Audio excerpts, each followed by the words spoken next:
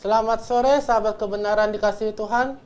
Kita bergabung kembali dalam program kesayangan kita, Belilah Kebenaran dan Jangan Menjualnya. Dan tak terasa sudah memasuki episode ke-19. Dan bersama saya Henry, saya akan memandu Anda semua selama kurang lebih 1 jam ke depan. Dan kita setelah kedatangan narasumber kita, ini Dr. Liao. Selamat sore Dr. Liao. Selamat sore, Apa kabar Dr. Henry? Liao? Baik-baik. Ya, Baik. harap semua pemirsa juga demikian. Baik. Dr. Liao, kita untuk sore ini kita akan mengangkat sebuah tema ya yang menarik, yaitu kapankah Yesus lahir menurut Alkitab? Kita tahu bahwa kita percaya Yesus adalah juru selamat dan dia pernah lahir, cuman pertanyaannya adalah kapan persisnya dia lahir. Nah, kan banyak di luar sana umumnya mengatakan bulan Desember atau apa. Nah, sekarang kita akan mencoba mengupasnya menurut Alkitab. Dan saya ingatkan kepada sahabat kebenaran sekalian, apabila Anda memiliki pertanyaan, jangan ragu-ragu untuk menuliskan pertanyaan Anda di kolom komentar di Facebook Anda. Dan juga jika Anda ingin berinteraksi langsung dengan kami pada saat sesi tanya jawab nanti, Anda bisa melakukan WA call di nomor 0811 9222 313. Baik, Dr. Liao, saya persilakan Dr. Liao untuk memaparkan bagi kita semua.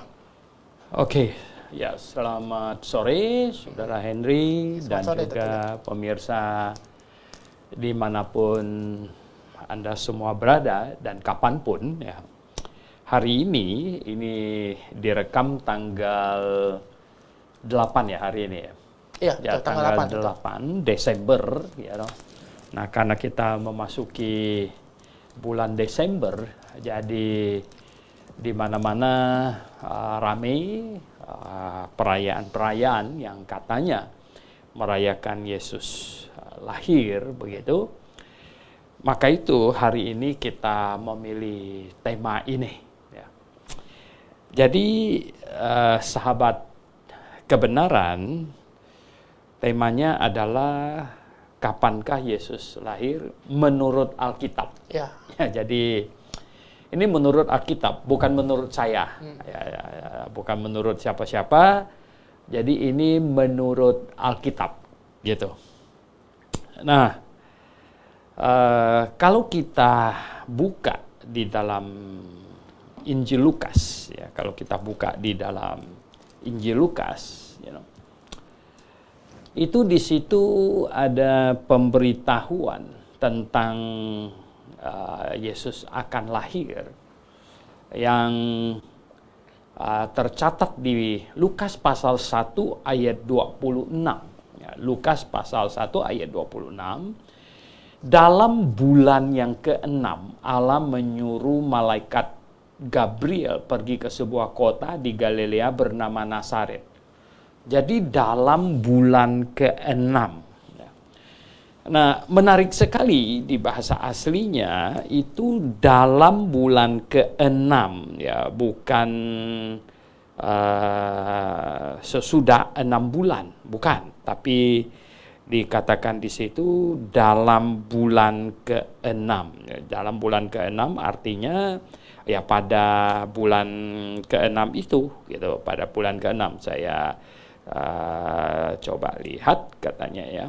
Jadi ende tau meni tau ekto katanya ya. Jadi ekto apestale. Jadi ini ya pada bulan ke-6 ya, ini ya bulan ke-6 katanya dikirim malaikat ya, angelos ya, apestaleho angelos. Jadi malaikat dikirim ya dalam bulan N ya, N itu in kalau bahasa Inggrisnya. Itu in ya dalam bulan ke-6. Nah, dalam bulan ke-6-nya orang Yahudi tentu, ya, dalam bulan ke-6-nya orang Yahudi ya. Dalam bulan ke-6-nya orang Yahudi berarti ini kita lihat ya, di ini di bulan ke-6-nya orang Yahudi itu bulan Nisan itu bulan pertama. Ya, bulan Nisan itu bulan pertama. Bulan pertama itu bulan Nisan. Itu bulan di mana bangsa Yahudi keluar dari Mesir. Ya, keluar dari Mesir. Jadi Tuhan bilang kepada Musa, jadikan bulan ini bulan pertama. Itu bulan Nisan. Nah, bulan Nisan berarti bulan ke-6 itu bulan Elul. Ya, bulan Elulnya orang Yahudi. Nah, kalau bulan Nisan, ini bulan pertama, itu pada waktu bangsa Yahudi keluar dari Mesir, itu adalah Paskah. Nah, Paskah itu sekitar Maret-April. Ya. Mengapa bisa tidak persis? Ya, kira-kira dari pertengahan Maret sampai pertengahan April gitu. Jadi Maret-April itu bulan Nisan. Bangsa Yahudi keluar dari Mesir. Nah, ini ketetapan Tuhan, jadikanlah bulan ini bulan pertama katanya. Ya, silakan baca ada banyak sekali ayatnya di hukum Taurat ya. Ada banyak sekali. Ya, boleh coba kita lihat sebentar ya toh. Misalnya ya ini coba ya ini kita cek ini bulan pertama ya, bulan pertama. Bulan pertama, kalau kita ketik bulan pertama, nah Keluaran 12 ayat 2 coba ya. Keluaran 12 ayat 2 ya. Keluaran 12 ayat 2 begini, demikian firman Tuhan, bulan inilah akan menjadi permulaan segala bulan bagimu, yaitu akan menjadi bulan pertama bagimu tiap-tiap tahun. Ini bulan mereka keluar dari Mesir. Ya toh? Jelas sekali. Nah, jadi di ayat 18 coba ayat 18. Ayat 18 katanya.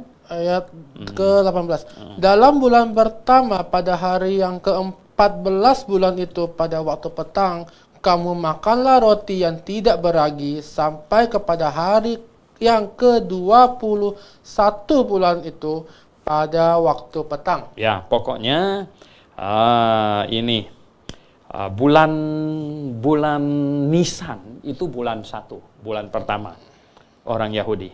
Ya. Nah, itu kalau dikomparekan ke kalender kita itu sekitar Maret April gitu. Nah, berarti ini malaikat datang kepada Maria itu di bulan Elul. Ya. Itu bulan ke-6. Nah, jelas sekali. Nah, berarti kalau kita lihat di sini Maria semestinya hamilnya berapa bulan? Normalnya itu 9 bulan. Ya, 9 bulan. Nah, kalau dihitung, boleh ditampilkan tadi itu yang bulan itu, boleh ditampilkan ya. Nah, kalau dihitung ya, kalau mulai hamilnya di bulan Elul, ya toh, maka 9 bulan dia akan lahir di bulan Sifan. Ya, akan lahir di bulan Sifan. Jadi di bulan Sifan itu kalau dikomparekan dengan bulan kita, ya itu sekitar Juni. Ya, Juni. Di akhir bulan Sifan itu Juni, gitu ya. Nah, bulan Juni. Nah, berarti Tuhan Yesus lahir ya sekitar bulan Juni akhir, begitu. Nah, jadi inilah sebenarnya yang dikatakan oleh Alkitab. Makanya saya berkata bahwa ini bukan menurut saya atau menurut siapa-siapa, ini menurut Alkitab. Nah, ada orang yang berkata bahwa, Pak, ya itu bulan ke-6 di ayat 26 ini, sebenarnya katanya bulan ke-6 dari kehamilannya Elizabeth. Katanya. Nah, sebenarnya bukan begitu. Ya, karena kalau kita amatin, ya, di ayat 36 ini, justru ya di pasal yang sama, Lukas yang pasal 1 tadi di ayat yang ke-36 kan. Dan sesungguhnya Elizabeth sanakmu itu, ia sedang mengandung seorang anak laki-laki pada hari tuanya, dan inilah bulan yang ke-6 bagi dia yang disebut mandul itu. Jadi kalau yang di 26 ini maksudnya bulan ke-6, di 36 ini tidak perlu lagi. Ya, tidak diperlukan lagi. Karena orangnya Logikanya, sama. Ya. logikanya begitu. Nah, mengapa di ayat 36 ini ada dikatakan dan sekarang ini dia hamil pada bulan ke-6? Berarti yang di ayat 26 ini bukan. Yang ayat 20 ini dalam bulan ke-6. Berarti dia mulai hamilnya pada bulan ke-6. Dan berarti sebenarnya apa? Elizabeth mulai hamil pada bulan 1. Nah, bulan 1 itu adalah pada waktu Nisan, yaitu pada waktu perayaan Paskah. Nah, sangat cocok sekali. Akhirnya kita bisa tahu bahwa Zakaria mendapat berita dari malaikat pada waktu itu dia bertugas. Malaikat kasih tahu istrinya akan hamil. Ya, dia sebagai seorang imam yang pada waktu itu dapat undi bertugas. Itu adalah pada waktu Paskah. Masa Paskah, ya. Jadi Elizabeth hamil mulai bulan 1. Dan sekarang ini di ayat 36 dikatakan bahwa ini bulan ke-6-nya dia hamil. Nah, pada bulan ke-6 ini di ayat 26 dikatakan dalam bulan yang ke-6 malaikat datang kepada Maria kasih tahu dia akan hamil. Oke. Nah, sangat gampang. Berarti dari Alkitab ini ada petunjuk yang sangat jelas bahwa Tuhan Yesus itu lahir sekitar akhir bulan Juni sampai awal bulan Juli. Nah, ada lagi pembantah yang lain yang berkata katanya begini. Lah, orang Yahudi sekarang ini menghitung, mereka ada cara baru menghitung bulan 1 mereka itu di September katanya. Betul. Kita bilang ya, itu adalah perubahan yang belakangan-belakangan. Ya, belakangan-belakangan. Dan itu bukan yang ditetapkan di dalam Alkitab. Ya. Nah, kelihatannya kalau Tuhan berfirman di kitab Keluaran bahwa bulan Nisan ini harus jadi bulan pertama, maka seluruh firman Tuhannya itu konsisten. Ya. Nah, ya, ini yang kita dapatkan ini dari keterangan Alkitab. Nah, berarti sebenarnya sangat jelas sekali bahwa Maria hamil mulai bulan Elul dan dia melahirkan di bulan Sivan. Ya, nah, ini dari Alkitab. Kemudian dari Alkitab pula lah kita dapatkan lagi keterangan-keterangan waktu yang lain. Keterangan-keterangan waktu yang lain itu artinya begini. Pada waktu Yesus lahir dikatakan di situ ada gembala menjaga. Ya, ada gembala. Gembala katanya gembala di padang, gembala di padang. Ya, pada malam hari ini, pada malam harinya ada gembala yang menjaga ternaknya di padang. Saya melihat ada video dari pengkhotbah lain yang berkata bahwa di gua. Padahal Alkitab kasih tahu di padang katanya, di padang. Ya toh? Nah, inilah yang coba kita lihat ini. Di Lukas pasal 2 ayat 8. Lukas pasal 2 ayat 8. Nah, itu. Baik, Lukas pasal 28. Di daerah itu ada gembala-gembala yang tinggal di padang menjaga kawanan ternak mereka pada waktu malam. Iya, jadi gembalanya di mana katanya? Di padang. di Padang, ya, di Padang. Nah, saya mau lihat ya di Padang ini. Di Padang bahasa Yunaninya agraulountes, ya. Itu diterjemahkan secara literal bahasa Inggrisnya itu outdoor living, ya. Jadi outdoor, di luar, ya. Di padang, ya. Jadi ini outdoor living di padang. Nah, bukan di gua, tapi di padang. Nah, kalau ada gembala menjaga dombanya di padang malam hari lagi, mungkin banyak orang, terutama orang Indonesia, tidak tahu berapa dingin akhir Desember di wilayah yang 4 musim. Saya kebetulan pernah tinggal di Virginia, Virginia Beach, beberapa tahun. Dan saya tahu kalau tanggal 25 Desember itu tidak ada gembala yang di Padang. Itu tidak mungkin. Kenapa tidak mungkin? Ya karena suhunya di bawah 10 derajat, sudah pasti. Ya, di bawah 10 derajat. Kalau malam hari bisa turun sampai 5 derajat, sampai 0 derajat. Kadang-kadang bisa ada salju. Ya, kadang-kadang. Nah, tidak mungkin ada orang di luar, apalagi malam hari. Ya, jadi keterangan waktu yang lain bahwa pada waktu Maria melahirkan Yesus itu ada gembala di padang, bukan di gua, di padang. Nah itu berarti ya itu bukan Desember dan sangat cocok dengan yang tadi kita sebut itu, yaitu akhir Juni ya, sampai awal Juli. Nah, akhir Juni itu awalnya musim panas, ya awal musim panas. Ya, jadi kalau musim dinginnya berakhir di bulan awal Maret, ya Februari begitu, akhir musim dinginnya, maka Juni itu awal musim panas, ya, awal musim panas. Ya, ada orang bilang, Pak Suento, ini kan sudah berapa ribu tahun katanya, apa iklim sudah berubah-ubah?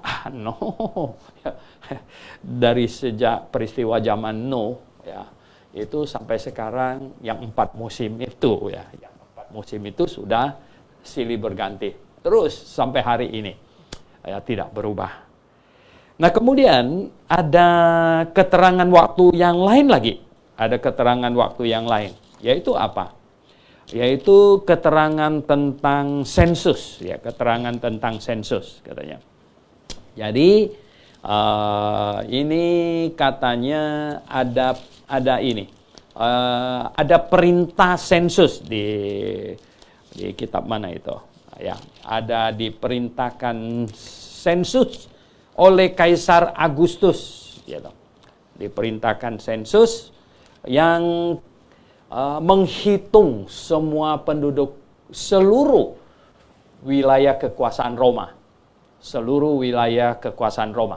Ya, ini sensus ini. Dan sangat kuno, di mana orang asli di mana harus kembali ke situ, ya, ke tempat dia lahir itu. Dan ini menyebabkan Yusuf dan Maria yang asal mereka adalah orang Bethlehem, ya, terpaksa harus menempuh perjalanan yang hampir seminggu, ya, jalan kaki menuju ke Bethlehem. Nah, kapankah waktu yang paling tepat untuk semua orang ini, ya. Jadi bukan cuma dari Nazaret ke Bethlehem, dari Bethlehem ke Nazaret, dari Yerusalem ke Roma, dari Roma ke Yerusalem, bolak-balik, ya, Eropa semuanya. Ini kapan waktu yang tepat untuk adakan sensus? Saya pikir Kaisar Agustus pasti sakit jiwa sinting kalau dia suruh sensus di akhir Desember, pas di pertengahan musim dinginnya itu. Ya. Wah itu tidak mungkin. Dia pasti sinting itu. Nah, jadi kita bilang bahwa menurut Alkitab, sekali lagi saya ingin katakan dengan tegas bahwa menurut Alkitab, Yesus tidak lahir di bulan Desember. Dan menurut Alkitab, Yesus lahir sekitar akhir Juni sampai awal Juli, sekitar itu.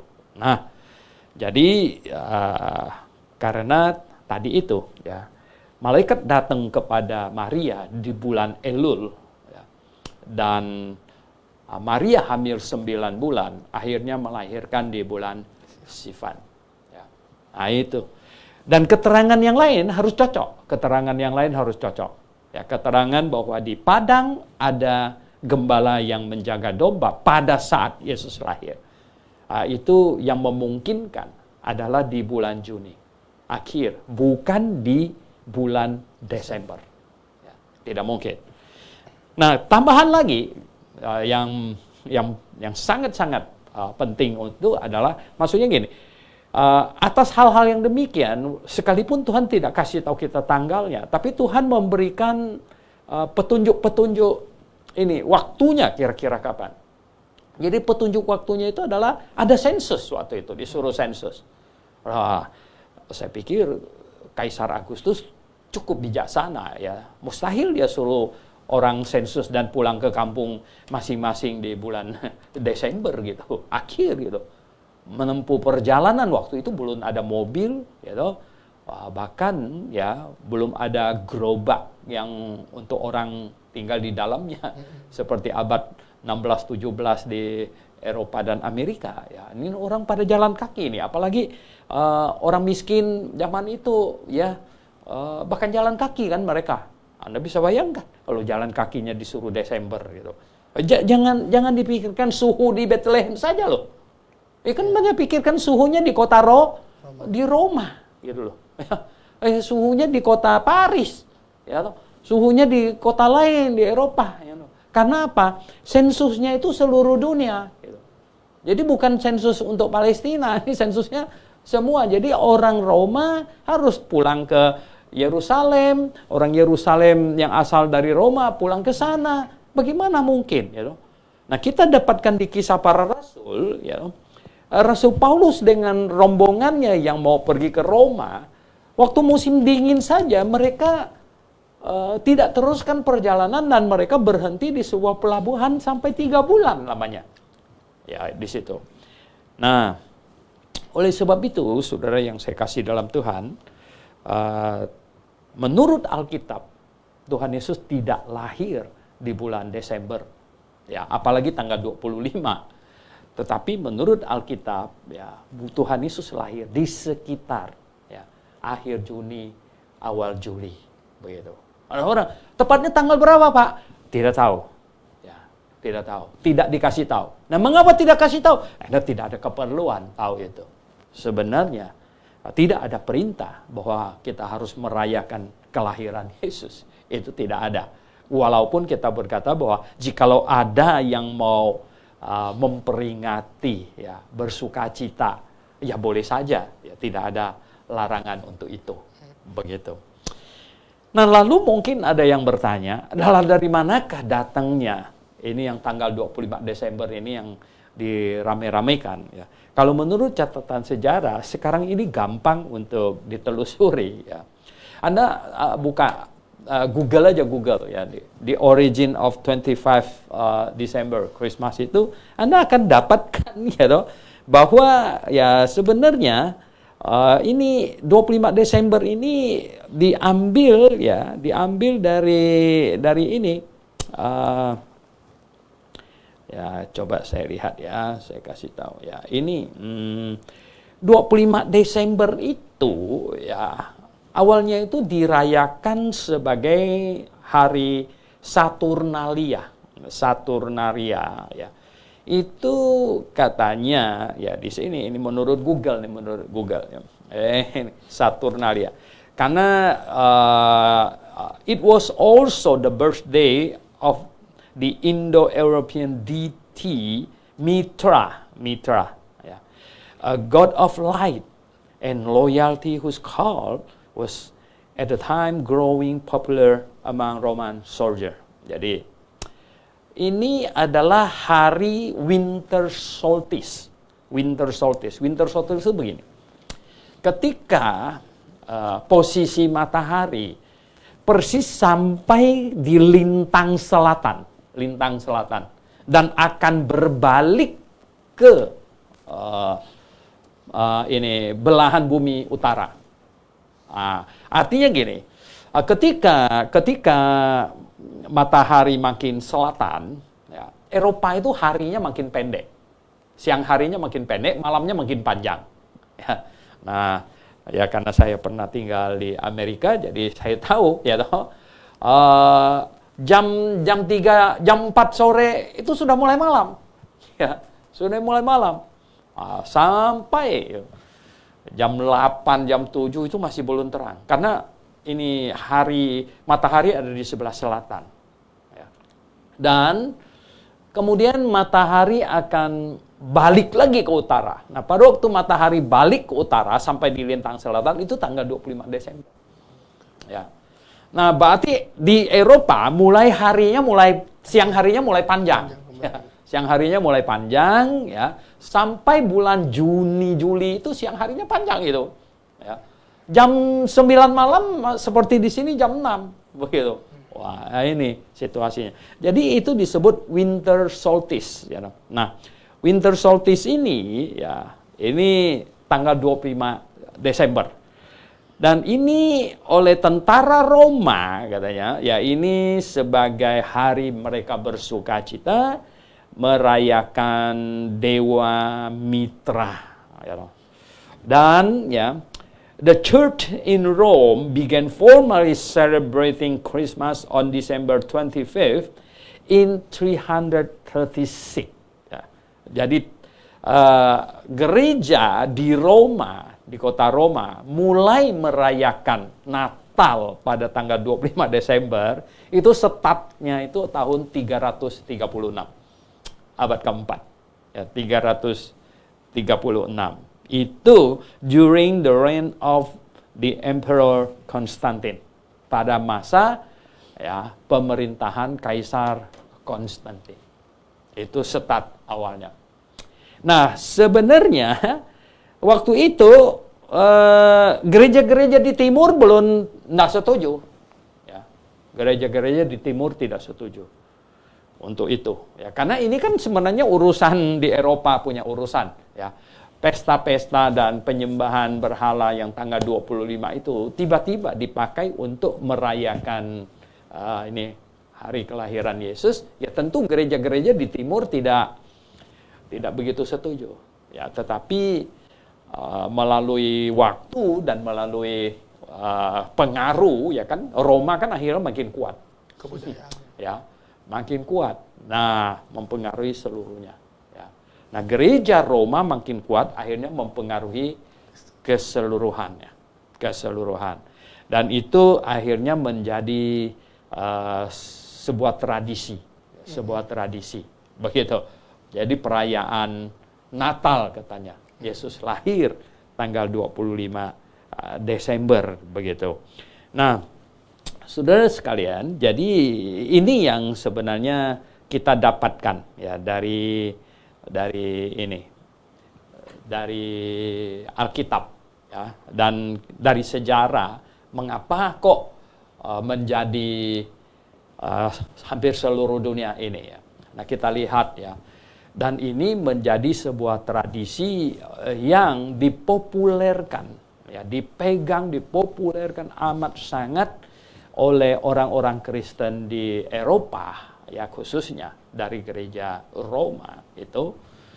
Dan kemudian, ya, ketika reformator, ya para reformator keluar dari gereja Roma, ya, mereka gagal melihat apa tahu? Gagal melihat kesalahan-kesalahan gereja, bahwa gereja sudah salah jalan.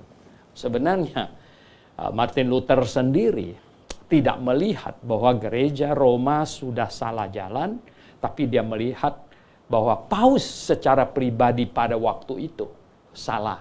Ya, jadi dia tidak melihat gereja itu salah jalan. Ya. Dan ya lebih parah lagi sebenarnya adalah para reformator gagal melihat dua faktor yang sangat merusak gereja. Itu adalah baptisan bayi dan kemudian penggabungan gereja dengan negara. Ini dua faktor ini. Jadi ketika bayi dibaptis yang tidak mengerti apa-apa, itu sama dengan orang yang belum mengerti, belum percaya apa-apa dijadikan Kristen. Begitu. Ya. Dan kemudian gereja menyatu dengan negara, menyatu dengan pemerintah. Dan ini dua faktor ini. Dan akhirnya berbagai ya, kesalahan perayaan tradisional yang waktu itu tidak didasarkan pada Alkitab punya, atau mereka bahkan salah menafsirkan ayat-ayat Alkitab, semuanya mereka bawa keluar. Nah, itulah menyebabkan hari ini akhirnya terjadi ya perayaan Natal yang masif seluruh dunia. Ya, terlebih lagi ketika ini dibawa ke Amerika. Ya, sebenarnya waktu dibawa ke Amerika itu gereja-gereja Baptis ya itu sebenarnya ini belum diterima oleh gereja-gereja di Amerika sampai kepada abad yang ke-17 ya, 18 itu belum diterima, dan kemudian belakangan ya, baru itu kedatangan banyak dari Eropa datang dan membawa tradisi custom ya dari Eropa dibawa ke Amerika dan akhirnya menyebar ke seluruh dunia. Jadi begini, ya orang tanya, menurut Alkitab bagaimana Pak? Ya menurut Alkitab ya memang tidak ada kesalahan untuk memperingati hari Yesus lahir, ya, tidak ada larangan ya, dan juga tidak ada perintah untuk itu. Ya, tidak ada larangan, tidak ada perintah. Ya tetapi kita tidak boleh bohong. Kita tidak boleh bohong. Allah jelas-jelas Yesus tidak lahir di bulan Desember ya toh. Nah, kita katakan dia lahir bulan Desember tanggal 25, ini kan tidak benar. Orang Kristen kan harus tulus, jujur, ya toh. Nah, kita orang tanya, Yesus lahir kapan kalau begitu? Menurut Alkitab ya. Menurut Alkitab, tadi kita sudah bahas, Yesus lahir di sekitar akhir Juni, bulan Elul, di kalendernya bulan Sivan, bulan Sivan, karena hamilnya mulai bulan Elul, lahirnya di bulan Sivan, di kalender Yahudi yang ditetapkan oleh Alkitab, ya. Bukan kalender modern yang sudah mereka ubah-ubah itu, tapi kalender yang ditetapkan oleh Alkitab, ya, oleh Tuhan. Nah, ini yang kita jadikan pegangan, gitu, dan cocok dengan keadaan situasi. Pada saat Yesus lahir, ada gembala di padang jaga domba malam hari, ada ya, perintah sensus, semuanya itu cocok semuanya. Begitu. Oke. Baik. Luar biasa pemaparan dari Dr. Liao, dan kita semua sudah mendengarnya, dan saya ingatkan apabila sahabat kebenaran yang memiliki pertanyaan, jangan lupa untuk menuliskan pertanyaan Anda di kolom komentar dan nanti kami akan jawab. Dan Dr. Liao, tampaknya sudah ada beberapa pertanyaan yang masuk, tapi kita akan jawab itu semua setelah yang akan lewat ini. Jangan kemana-mana, tetap bersama kami.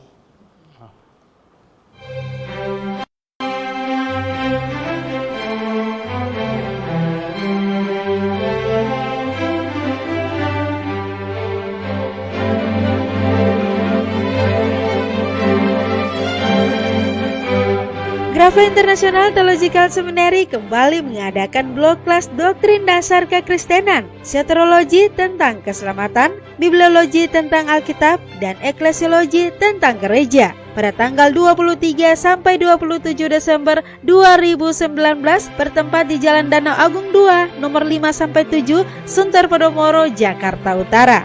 Tahukah Anda? Kelas doktrin dasar adalah kelas spesial hanya 5 hari bagi siapa saja yang ingin mengenal Tuhan dan mempelajari dasar-dasar kekristenan lebih dalam lagi.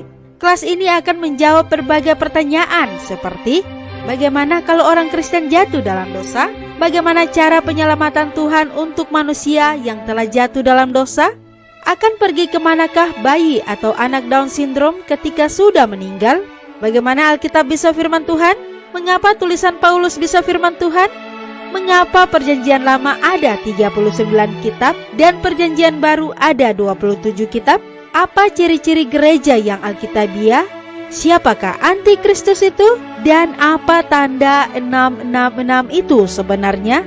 Adakah hubungan pemasangan microchip dengan program antikristus? Kapan rapture akan terjadi? Apa itu kerajaan 1000 tahun?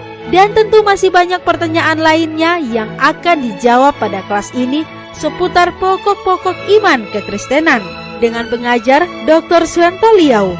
Beliau adalah Rektor GITS, editor Buletin Pedang Roh, penulis dari 44 judul buku, dan beliau telah mengeksegesi seluruh kitab Perjanjian Baru dari Matius hingga Wahyu 1 pasal 1 jam di radio Berita Klasik. Beliau telah menjadi pembicara lebih dari 200 seminar sehari penuh di Indonesia dan mancanegara. Beliau juga telah 7 kali berdebat dengan kelompok Islam di dalam masjid dan di dalam pesantren mereka, juga dengan kelompok Yahweh dan berbagai kelompok Kristen lainnya.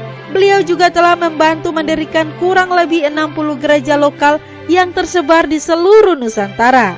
Untuk informasi hubungi 0897 972 8557 atau di 0813 1586 3518. Tuhan Yesus menyertai dan Maranatha.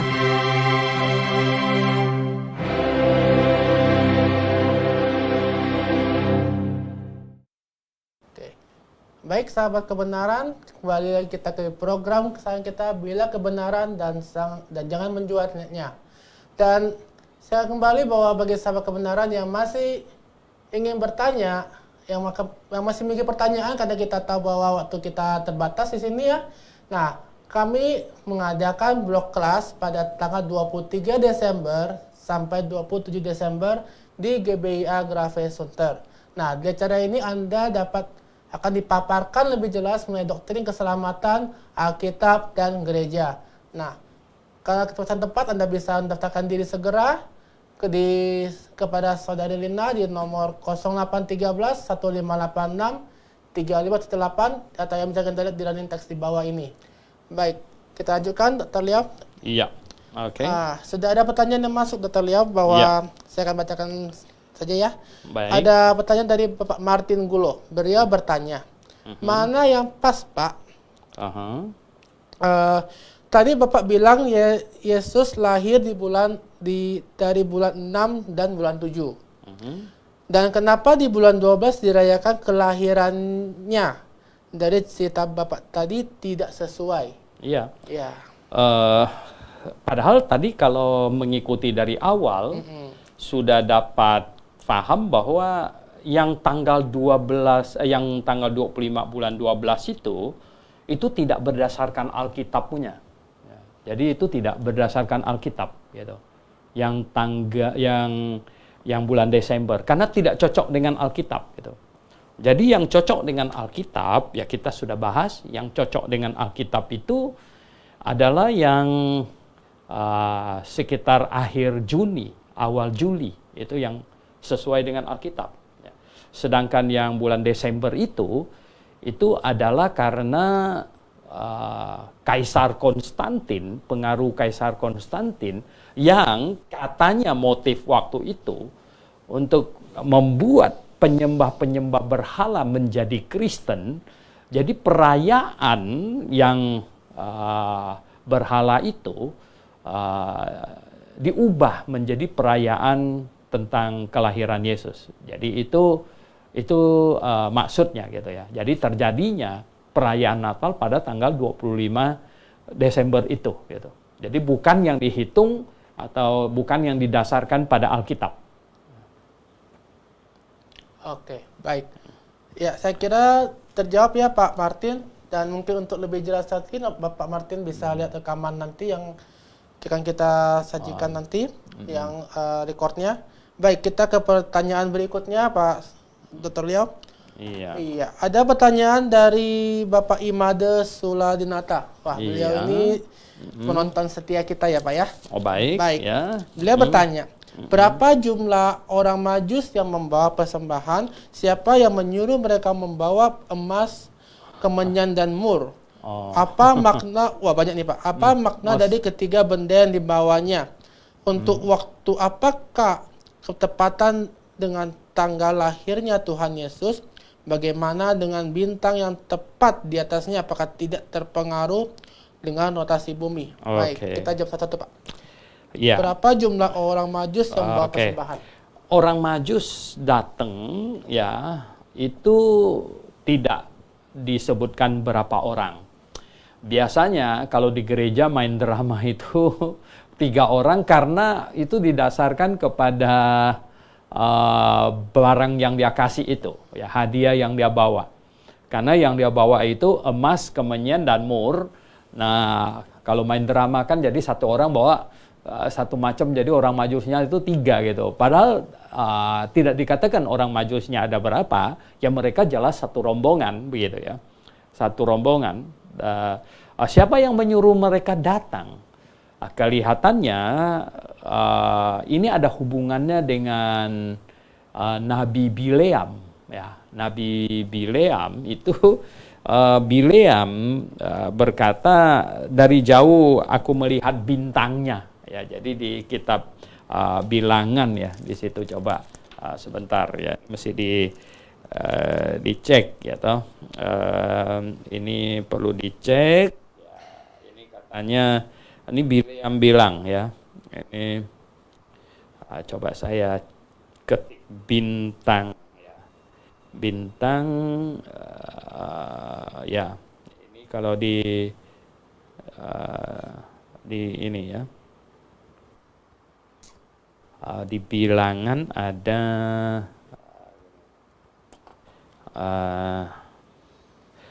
di ini Bilangan 24, ya, coba buka di Bilangan 24, ya.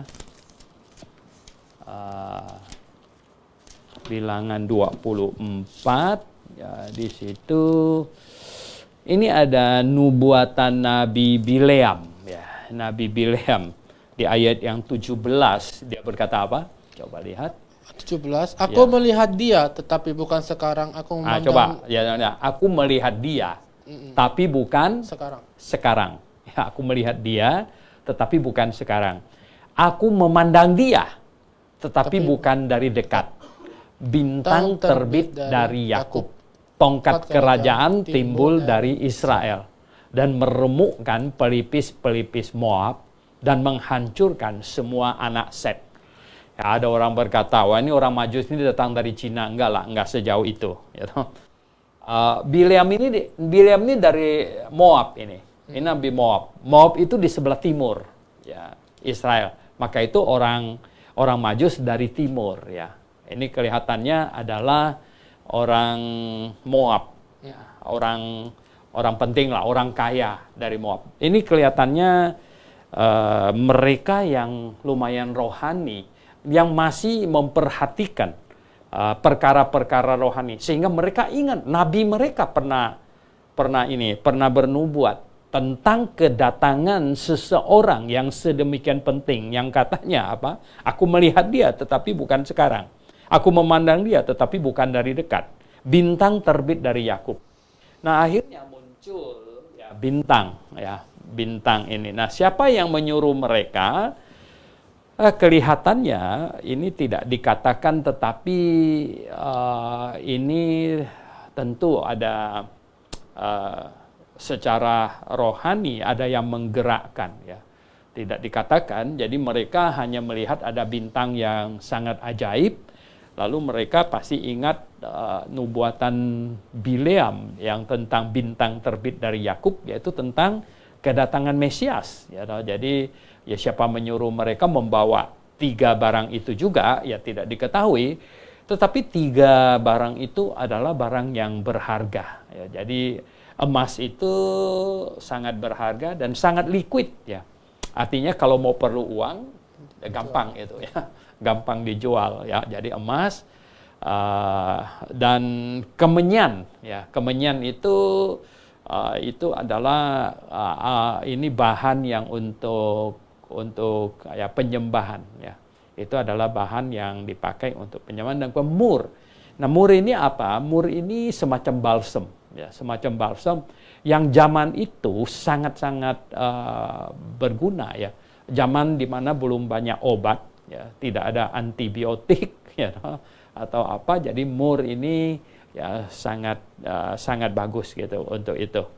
Nah, jadi ini kira-kira mereka bawa dari Moab, gitu ya, dari Moab.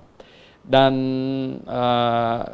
mengapa Tuhan mempersiapkan ini? Karena kedatangan mereka ini, ya, pasti Tuhan sudah tahu, itu akan menggoncang seluruh Yerusalem, ya, menggoncang seluruh Yerusalem. Jadi pada waktu Yesus lahir, ya, waktu Yesus lahir itu di kandang, ya. Jadi Yesus lahir itu di kandang. Dari mana kita tahu ada kandang? Sekali lagi, informasi semuanya harus benar dari Alkitab. Karena ada palungan. Katanya bayi Yesus dibaringkan di palungan. Nah, palungan itu adalah tempat manger, itu tempat makan ternak gitu ya. Jadi ya pakai papan dibuat ya seperti sekarang tuh. Nah, bayi ditaruh di palungan, itu di kandang gitu. Dan itulah yang menandakan bahwa dia lahirnya di kandang gitu. Dan kalau Yesus lahir sekitar akhir Juni, sangat mungkin orang Majusi ini datang mungkin 1 bulan sesudah itu.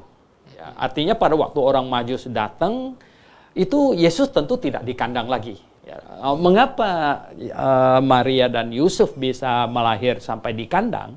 Nah, ini ada hubungannya dengan sensus. Nah, karena sensus ini semua orang keluarga semuanya pada datang, balik lagi ke Bethlehem. Ya akhirnya famili kekurangan kamar pasti, ya kekurangan kamar, ya semua fasilitas dipakai ya. Ya mungkin Yusuf dan Maria tergolong keluarga yang kurang mampu ya. Akhirnya ya udahlah mungkin mereka juga rendah hati, ya kami di kandangnya dirapikan, dibersihkan. Karena apa? Ya gembala juga bawa dombanya keluar gitu. Itu juga menunjukkan bahwa itu bukan musim dingin gitu. Ya kan? Bukan musim dingin karena apa? Nah, kandangnya kosong yaitu mereka pakai. Karena kenapa itu kandangnya kosong ya? Karena gembala sudah bawa dombanya pada pergi ke padang begitu. Nah, sesudah melahirkan dan kemudian sensus selesai, ya pada pulang gitu ya. Ya semua pada pulang. Nah yang sehat-sehat kan pada pulang. Sementara Maria ini baru melahirkan pasti nggak pulang gitu. Ini barusan melahirkan masa disuruh jalan 1 minggu ini. Nanti bisa repot ini ya. Karena apa? Perjalanan dari Bethlehem sampai ke Nazaret itu diperlukan sekitar 5 hari ya. 5-6 hari begitu. Jalan kaki ya. Nah, apalagi ibu-ibu ini yang jalan kan lebih pelan daripada bapak-bapak yang jalan gitu. Nah, oleh sebab itu ya pasti disuruh pindah ke rumah. Nah, pindah ke rumah kapan bisa jalan pulang ke Nazaret? Kapan gitu? Nah, biasanya kalau ibu-ibu habis melahirkan itu istirahat ya barang sebulan lah begitu ya.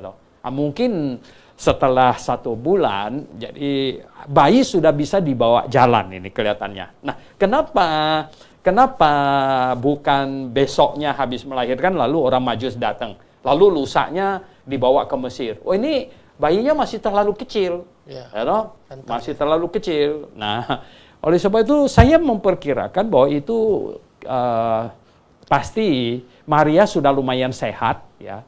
Artinya setelah melahirkan dia sudah lumayan sehat. Ya mungkin mereka sudah mau siap-siap mau pulang ke Nazaret begitu ya.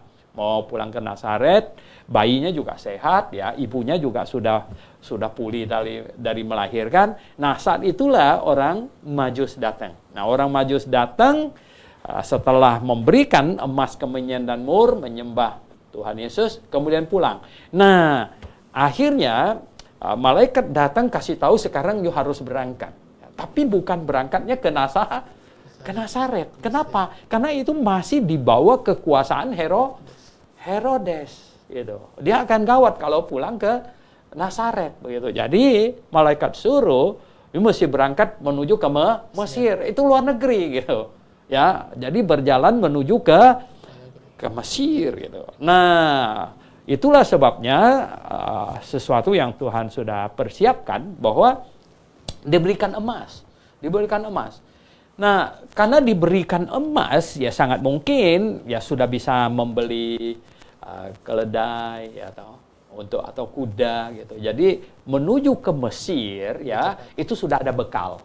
Ya, sudah ada bekal, ya ada balsem kalau ya sedikit-sedikit kena gigit serangga atau apa gitu. ada balsam, ada kemenyan juga bisa dijual cukup mahal ya, apalagi emas bisa dijual dan itu bisa untuk bekal di Mesir gitu.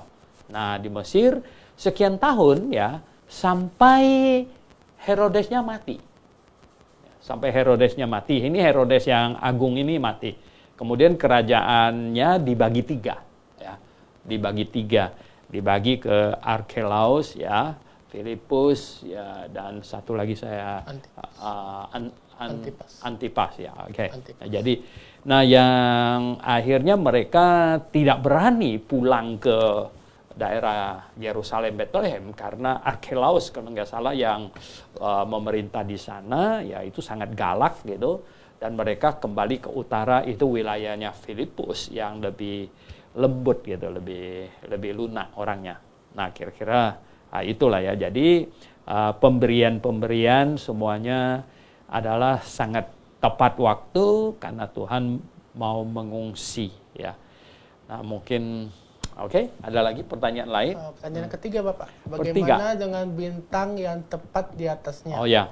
Nah, kelihatannya begini. Ini bintang yang spesial ya. Ini bintang yang spesial. Ini bukan bintang yang sekarang ini kita bisa lihat ya. Ini bintang yang spesial, muncul yang seperti dinubuatkan oleh Bileam itu ya. Bintang terbit dari Yakub itu. Dan bintang itu hilang pada waktu mereka sampai di Yerusalem. Ya. Nah, kelihatannya Tuhan sengaja mau membuat heboh dengan hilangnya bintang itu, menyebabkan orang Majus mendatangin Herodes, ya, untuk tanya di mana itu raja yang baru lahir, gitu ya. Nah, kalau bintangnya ada dan menuntun terus, kan mereka nggak tanya Herodes, nggak singgah, ya. Nah, justru bintangnya hilang. Maka mereka datang kepada Herodes dan Herodes kaget gitu loh. Ya toh. Nah, dia kan raja. Nah, kalau ada raja yang baru lahir kan mestinya anaknya gitu. Ya enggak? Ya sepikun-pikunnya dia pasti dia tahu mana istrinya yang hamil, mana yang tidak dong. Akhirnya makanya dia marah sekali ya. Tapi dia sembunyikan kemarahannya, suruh cek dulu katanya. Nanti kalau sudah ketemu kasih tahu dia katanya begitu. Nah, jadi bintang itu setelah mereka keluar dari Herodes, ya bintangnya muncul lagi dan menuntun mereka sampai di atas rumah ya, Maria dan Yusuf ada di situ. Jadi ini bukan sembarangan bintang gitu. Oke, baik, terima kasih penjelasannya. Baik, Pak Imades, cukup jelas ya penjelasannya. Baik, saya akan kembali sampai kebenaran. Jika ada pertanyaan, silakan tuliskan pertanyaan Anda di kolom komentar. Dan jika Anda ingin interaktif langsung dengan kami, silakan telepon WA call kami di 0811 9222 313. Baik, ada pertanyaan berikutnya dari Pak Dede Wijaya, Pak Liam. Beliau menanyakan bahwa para tokoh gereja awal meyakini bahwa kelahiran Yesus itu tanggal 25 Desember. Sebut saja misalnya Theophilus, Uskup Agung Kaisarea, Hippolytus, Paus Teresopus. Oke. Nah, kita lihat begini. Sejarah mencatat ya. Itu perayaan Natal tanggal 25 Desember itu Setat 336 AD ya dong. Lah kalau Agustinus saya sudah pasti ya, itu kan salah satu dari Katolik ya. Dan kalau disebutkan misalnya Paus Teleporus itu sih ngarang-ngarang mereka ya. Karena sebenarnya belum ada paus sebelum Silverter ya. Nah, Silverter adalah orang yang paus yang pertama ya. Nah, sebelum Silverter itu belum ada paus sebenarnya gitu ya. Dan belum ada, sebelum Konstantin itu belum ada perayaan Natal sama sekali ya. Tidak ada tercatat perayaan Natal karena apa? Mungkin suasananya tidak mendukung karena kekristenan waktu itu bukanlah agama atau kepercayaan yang disahabatin oleh penguasa saat itu. Dan kita tahu bahwa Konstantin lah kaisar yang paling awal yang bersahabat dengan kekristenan begitu. Ya toh? Nah, kadang-kadang kita perlu hati-hati dengan ini data-data yang mereka buat begitu ya. Data-data yang mereka buat ya, bayangkan mereka bisa ini memasang nama paus mereka setat dari Petrus. Nah, kapan Petrus jadi paus ya? Tidak ada ya enggak. Dan yang paling lucu lagi adalah menyatakan bahwa Petrus itu tidak menikah, padahal Alkitab mencatat dia punya mertua gitu. Sesuatu yang sangat lucu dan aneh kalau orang tidak menikah bisa punya mertua ya. Nah, ini yang ini ya. Jadi kita lihat ya, coba lagi katanya apa ini. Iya, betul ya. Palestina bukan Inggris katanya, atau Rusia atau Alaska. Bethlehem terletak di lintang 31 derajat dari Khatulistiwa. Itu saya sudah lihat itu ya. Dan pernah tahu, coba cek, 31 derajat itu sama dengan Shanghai. Ya, posisinya sama dengan Shanghai. Ya, dia ini bukan sama dengan, kok Khatulistiwa ngawur ya. Ya, 31 sampai 33 derajat itu sama dengan Shanghai. Jauh lebih utara lagi dari Hong Kong. Ya, ada papa kamu kan asalnya dari Hong Kong. Ya, Desember sekarang ini coba kita lihat ya, seberapa dingin di Hong Kong aja, nggak usah Shanghai gitu ya. Seberapa dingin, apakah ada orang bisa tinggal di luar sampai tengah malam begitu ya? Ini kadang-kadang orang dia nggak tahu apa-apa begitu, dia belum pernah tinggal di wilayah yang 4 musim, tapi sembarangan begitu. Ya, boleh coba gitu ya. Saya pernah coba gitu ya. Itu tidak mungkin punya ya. Kita itu ya. Dan kalau di Amerika ya, di daerah Virginia, saya ya itu posisi 30 sekian derajat juga di situ ya. Memang bukan New York ya, New York sih dingin sekali pasti ya. Washington jauh lebih dingin ya. Di Virginia Beach saja yang 30 sekian derajat lintang utara itu ya, itu sudah dingin sekali gitu. Oke.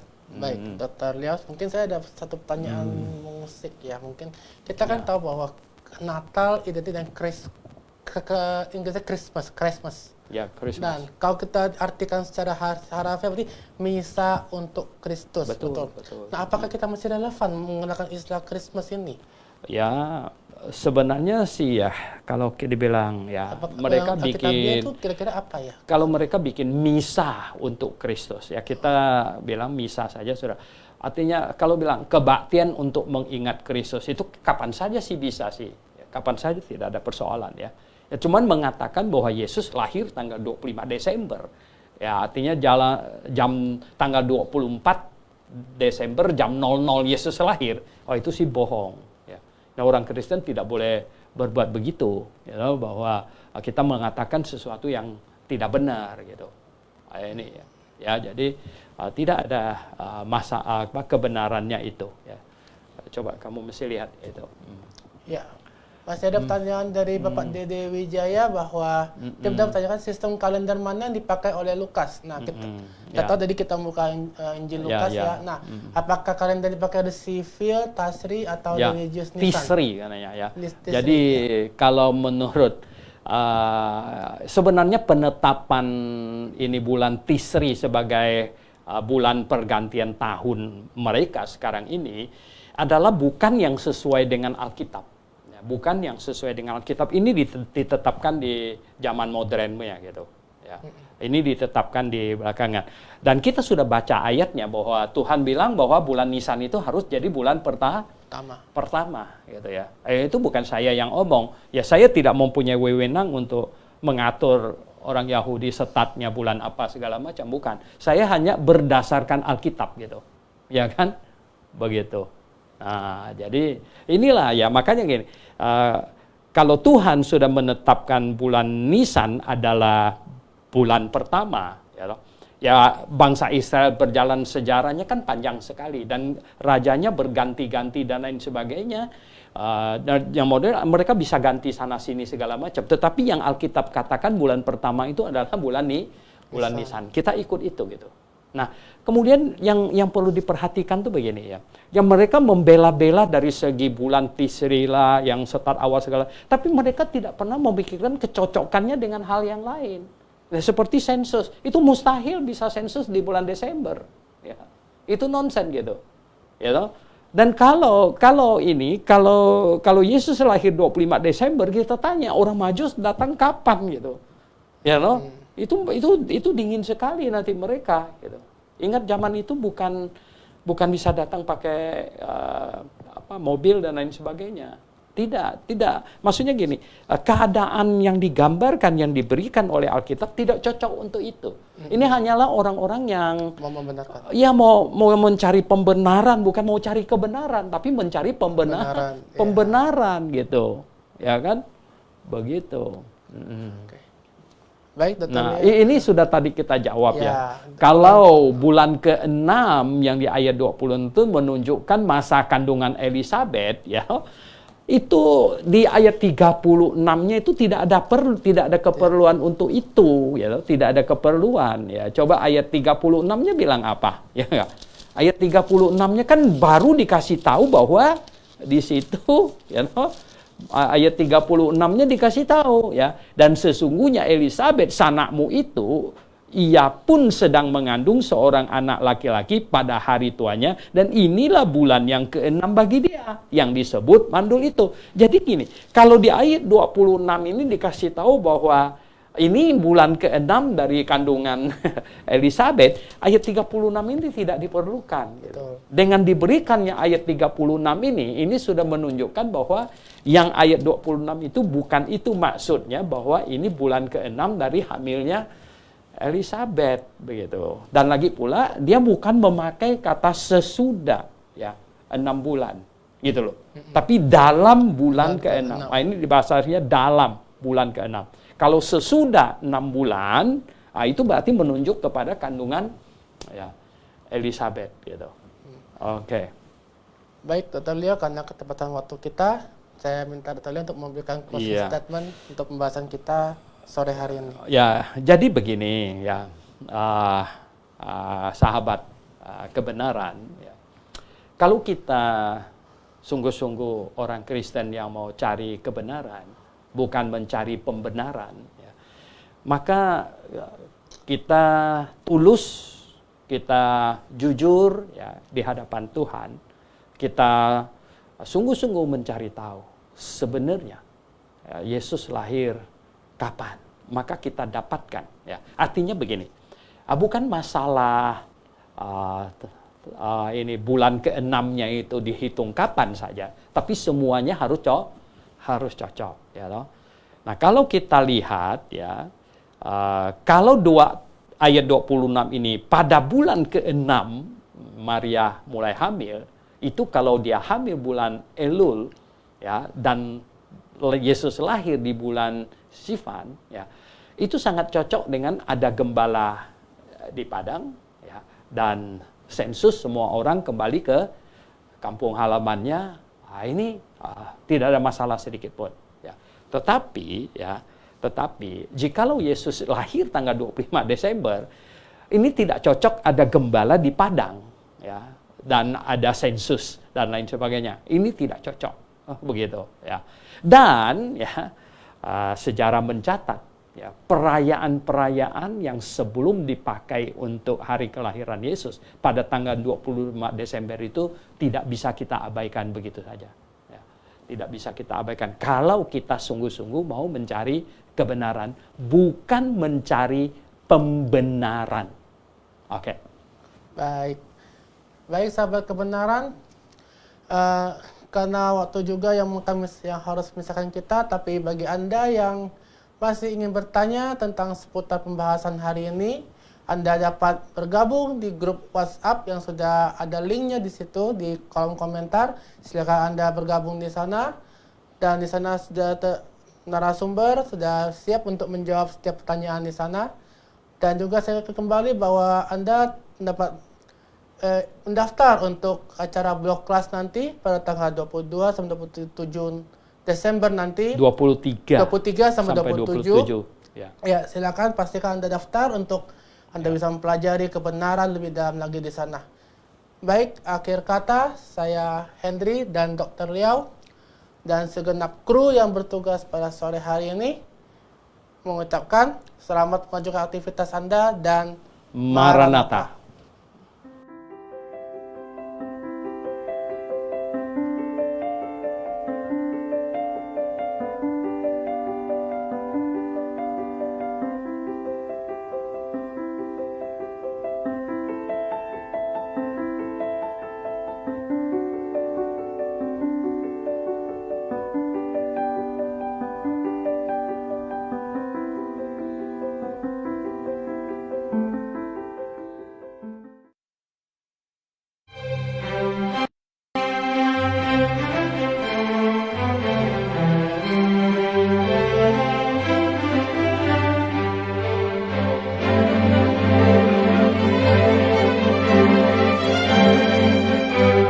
Grafa International Theological Seminary kembali mengadakan blog kelas doktrin dasar kekristenan, seterologi tentang keselamatan, bibliologi tentang Alkitab, dan eklesiologi tentang gereja pada tanggal 23 sampai 27 Desember 2019 bertempat di Jalan Danau Agung 2, nomor 5 sampai 7, Sunter Podomoro, Jakarta Utara.